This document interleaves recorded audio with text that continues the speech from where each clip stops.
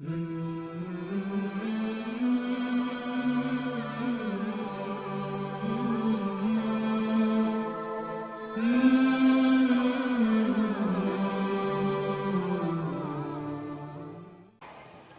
موسیٰ علیہ السلام اللہ کے جلیل القدر پیغمبر، اولو العزم پیغمبر، فرعون کے زمانے میں اللہ نے ان کو بھیجا، تشریف لائے۔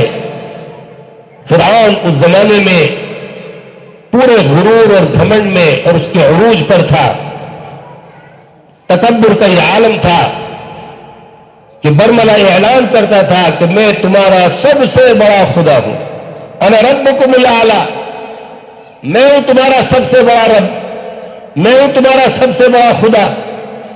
اور اس کی عوام جو کمزور تھی، غریب تھی، دبی کچلی تھی، اسے اپنا خدا مانتی تھی۔ پرانے زمانے میں یہی دستور اور قاعدہ تھا، الناس علی دین ملوکہم، کہ لوگ اپنے بادشاہ کے دین کو قبول کر لیا کرتے، اسی میں ان کو عافیت محسوس ہوتی تھی۔ بادشاہ کے دین سے ہٹیں گے ظلم کرے گا، مارے گا، پیٹے گا، تکلیف میں مبتلا کرے گا، اس لیے بادشاہ کے دین کو قبول کر لو، اسی میں عافیت۔ چنانچہ لوگ فرعون کو خدا مانتے تھے۔ اللہ نے اس کے اسی غرور کو خاک میں ملانے کے لیے اپنے پاک پیغمبر حضرت موسیٰ علیہ السلام کو بھیجا۔ موسیٰ علیہ السلام تشریف لائے، انہوں نے ایک اللہ پر ایمان کی دعوت دی۔ جو بندے خوش نصیب تھے انہوں نے ایمان قبول کر لی۔ انہی خوش نصیب بندوں میں فرعون کی بیوی حضرت آسیہ بھی تھی۔ حضرت آسیہ رضی اللہ تعالی عنہا، فرعون جیسے ظالم و جابر اور فرعون جیسے متکبر بادشاہ کی بیوی حضرت آسیہ، لیکن ایمان لائی حضرت موسیٰ علیہ السلام پر، اور حضرت موسیٰ علیہ السلام کی دعوت کو قبول کر کے اللہ کی ذات و صفات پر، اور ایمان لا کر کے انہوں نے محنت کی ایمان و یقین پر، اور ایسا ایمان اپنا بنا لیا، ایسا ایمان بنا لیا کہ فرعون کی ساری حکومت اور سلطنت مل کر کے انہیں ان کے ایمان سے نہیں ہٹا سکے۔ کتابوں میں واقعہ لکھا ہے کہ فرعون کو جب پتا چلا کہ میری بیوی آسیہ مجھے خدا نہیں مانتی، مجھے رب نہیں جانتی، موسیٰ کے خدا کو خدا مانتی ہے، تو اس نے حضرت آسیہ کو اپنے پاس بلایا اور بلا کر کے کہا، آسیہ دیکھو میں جانتا ہوں کہ تم مجھ پر ایمان نہیں لاتی، مجھے اپنا خدا نہیں مانتی، موسیٰ کے خدا کو خدا مانتی۔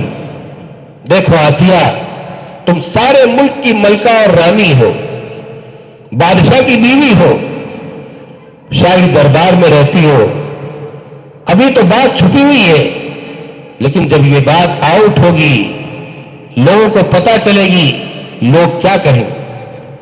لوگ کہیں گے یہ فرعون کا دیا ہوا کھاتی ہے، اس کا دیا ہوا پہنتی ہے، اس کے ٹکڑوں پر پلتی ہے، لیکن یہ خود فرعون کو نہیں مانتی، فرعون کو خدا نہیں کہتی، تو بیوی سے تو خدا کہلوایا نہیں جاتا، ہم سے اپنے آپ کو خدا کہلواتا ہے۔ لوگ تانا دیں گے، میری ناک کٹ جائے گی، اس لیے تم اس سے باز آ جاؤ، موسیٰ کا دامن چھوڑ دو، موسیٰ کے خدا کو چھوڑ دو، مجھے اپنا خدا مان لو، مجھے اپنا رب جان لو۔ حضرت آسیہ سنتی رہی، وہ کہنے لگا، اگر تم نے میری بات مان لی، ہیرے جواہرات میں تمہیں تول دیا جائے، شاہی ٹھاٹ باٹ میں اور اضافہ کر دیا جائے گا، سونے چاندی میں ملا دیا جائے گا، بس تم میری بات مان لو، مجھے خدا کہہ دو۔ لیکن حضرت آسیہ کا ایمان اعلیٰ درجے کا ایمان تھا، سنتی رہی لالچ بھری باتیں، اور پھر فرمایا کہ ہرگز نہیں، میں سچے خدا پر ایمان لا چکی، اللہ کے سچے رسول کو مانتی ہوں، میں ان کو چھوڑ کر کے تجھے اپنا خدا نہیں کہہ سکتی، تجھے اپنا رب نہیں مان سکتی۔ فرعون نے جب دیکھا میرے منہ پر صاف صاف انکار کر رہی ہے تو آگ بگولا ہو گیا, غصہ ہو گیا اور دھمکیوں پر اتر آیا. کہنے لگا آسیہ تم میرے جاہ و جلال کو اچھی طرح جانتی, میرے غیب و غضب سے اچھی طرح واقف ہو. یاد رکھو اگر تم نے اس طرح میری بات نہیں مانی تو میں تمہیں ایک سخت سزا سے دوچار کروں, تمہیں ایک کوٹھی کے اندر بند کر دوں گا اور سانپ اور اژدہے اور بچھو تمہارے اوپر چھڑواؤں گا جو تمہیں ڈسیں گے, کاٹیں گے, ڈنک ماریں گے اور تم ان کے زہر سے تڑپ تڑپ کر کے مر جاؤ گی, کوئی تمہیں بچانے والا نہیں ہوگا. حضرت آسیہ نے اس کی دھمکی سنی اور پھر جواب دیا, ایمانی جواب, مومنانہ جواب. فرمایا فقض ما انت قاض, تو جو چاہے کر لے, اپنے سارے ارمان پورے کر لے, ساری خواہشیں اپنی نکال لے, لیکن میں ایمان سے ٹس سے مس نہیں ہو سکتی, اپنے ایمان کا سودا نہیں کر سکتی. بس پھر کیا تھا, فرعون نے حکم دے دیا کارندوں کو جاؤ جنگل سے یہ ساری چیزیں پکڑ کر کے لاؤ. اس کے کارندے گئے اور جنگل سے سانپ اور بچھو اور اژدہے پکڑ کر کے لے آئے. حضرت آسیہ کو ایک کوٹری میں بند کر دیا گیا اور وہ ساری چیزیں اس کوٹری میں چھوڑ دی گئی اور دروازہ یہ سوچ کر کے بند کیا گیا کہ اب تھوڑی ہی دیر میں یہ ساری چیزیں ان کا کام تمام کر دیں گی اور ہم ان کی لاش نکال کر کے باہر پھینک دیں. لیکن انہیں کیا معلوم تھا, من کان للہ کان اللہ لہ, جو اللہ کا ہو جاتا ہے اللہ اس کا ہو جاتا ہے, جسے اللہ رکھے اسے کون چکھے. ادھر فرعون نے اپنی تدبیر کی, ادھر اللہ کا حکم آیا, خبردار اگر کسی سانپ بچھو نے میری آسیہ کو ڈسا. بس پھر کیا تھا, تھوڑی دیر ہو گئی تو یہ سوچ کر کے کہ اب تو مر ہی چکی ہوں گی, کوٹھی کا دروازہ کھولا گیا. لیکن جب دروازہ کھلا تو فرعون کے وہ لوگ حیرت زدہ رہ گئے. انہوں نے دیکھا سارے سانپ بچھو اژدہے ایک طرف پڑے ہوئے ہیں اور حضرت آسیہ زندہ صحیح سلامت ایک کونے میں بیٹھی ہوئی. کسی بھی سانپ بچھو نے انہیں کوئی نقصان نہیں پہنچایا. انہوں نے فرعون کو جا کر کے اطلاع دی کہ وہ تو صحیح سلامت ہے, زندہ ہے, سانپ بچھو بھی انہیں ڈسنے کے لیے تیار نہیں ہے. فرعون سن کر کے اور زیادہ آگ بگولا ہو گیا, غصے میں بپھر گیا اور آرڈر کیا کہ انہیں نکال کر کے میرے سامنے حاضر کیا جائے. حضرت آسیہ کو نکالا گیا, فرعون کے دربار میں حاضر کیا گیا. فرعون نے کہا دیکھو آسیہ, آخری چانس اور آخری موقع ہے, اب تو تم بچ گئی لیکن اب تم نہیں بچو گی اور ایسی سزا تمہیں ملے گی کہ سارا ملک اس سے عبرت حاصل کرے. اس لیے بہتر یہی ہے کہ تم میری بات مان لو اور تم مجھ پر ایمان لے آؤ, مجھے اپنا خدا مان لو. لیکن حضرت آسیہ رضی اللہ تعالی عنہ کا ایمان بڑا قوی ایمان تھا, اعلیٰ درجے کا ایمان تھا. بار بار دھمکی سن رہی ہے, پوری سلطنت اور حکومت سے ٹکر لے رہی ہے اور بار بار مومنانہ وہی جواب دیتی ہے فقض ما انت قاض, تو جو چاہے کر لے, میں تو ایمان سے نہیں ہٹوں گی.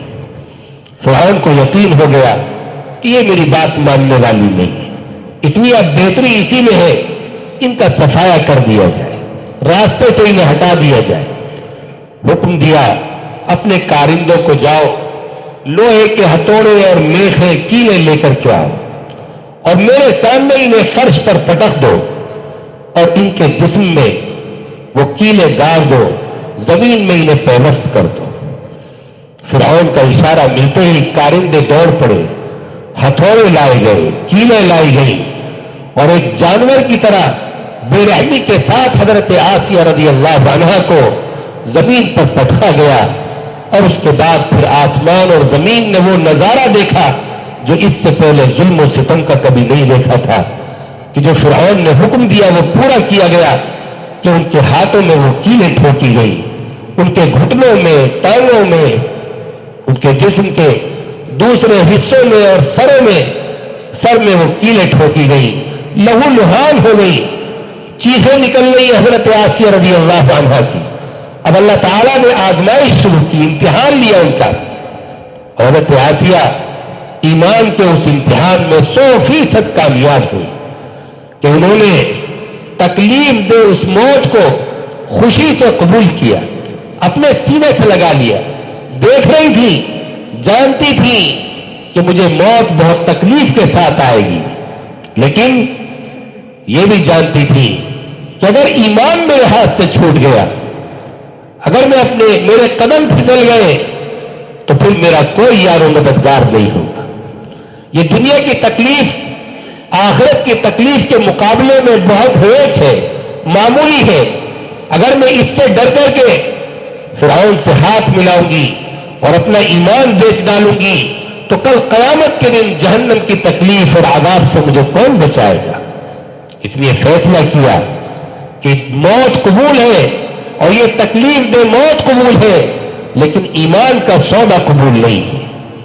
چنانچہ حدیث میں آتا ہے کہ اس حال میں بھی جبکہ تکلیف کا انتہائی درجے کا عالم تھا، حضرت آسیہ نے فرعون سے بھیک مانگنے کے بجائے اور جان بخشی کی درخواست کرنے کے بجائے اپنے رب کی طرف لو لگائی اور اللہ سے کہا، رب ابن لی بیتا عندک فی الجنہ، اے پاک پروردگار یہ قربانی میں آپ کے لیے دے رہی، صرف اور صرف آپ کی رضا کے لیے.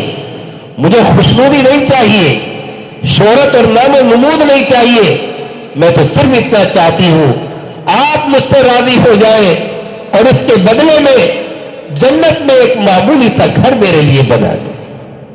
اللہ اکبر. ایسی تکلیف کے عالم میں حضرت آسیہ دعا فرماتی ہے، اللہ کی رحمت کو جوش آ جاتا ہے. جبریل کو حکم ملتا ہے، جبریل جنت سے میری آسیہ کا محل لو اور اس کی نگاہوں کے سامنے لے جا کر کے رکھ دو، تاکہ میری بندی مرنے سے پہلے موت سے پہلے اپنا محل دیکھ لے اور اسے یقین ہو جائے کہ اللہ نے اس کی اس قربانی کو قبول فرما لیا اور اسے اس کی منزل پر پہنچا دی. جبریل دوڑتے ہیں، جنت سے حضرت آسیہ کا محل لیتے ہیں اور ان کی نگاہوں کے سامنے لے جا کر کے رکھ دیتے ہیں. حضرت آسیہ اس کے حسن و جمال میں، اس کی خوبصورتی میں اور اس کے سرسبزی و شادابی میں ایسی منہمک ہو جاتی ہے اور ایسی خوش ہو جاتی ہے کہ ان کے لبوں پر ہونٹوں پر ہنسی آ جاتی. میرے بھائی اور دوستو، اللہ نے اس واقعے کو قرآن میں ذکر کر کے ہمیں اور آپ کو اور قیامت تک آنے والے ہر مسلمان کو یہ بتا دیا کہ دیکھو اعلیٰ درجے کا ایمان کیسا ہوتا ہے. اعلیٰ درجے کا ایمان کسے کہتے ہیں؟ اللہ کے ساتھ تعلق کیسا ہوتا ہے؟ اپنے دین کے ساتھ سچا تعلق اور سچی وابستگی کسے کہتے ہیں؟ حضرت آسیہ کی اس مثال نے اور آسیہ کے اس واقعے نے ہمیں اور آپ کو یہ پیغام دے دیا اور قیامت تک آنے والے انسانوں کو اس کے ذریعے سے اللہ نے یہ پیغام دے دیا کہ میرے بندو، جب تم میرے پاس قیامت کے دن آؤ تو دیکھو تم بھی اپنا ایمان آسیہ کی طرح بنا کر کے لانا. کمزور ایمان مجھے پسند نہیں ہے، پھسپھسا پسند نہیں ہے، مجھے ایسا اعلیٰ درجے کا ایمان پسند ہے جیسا میری بندی آسیہ کا ایمان.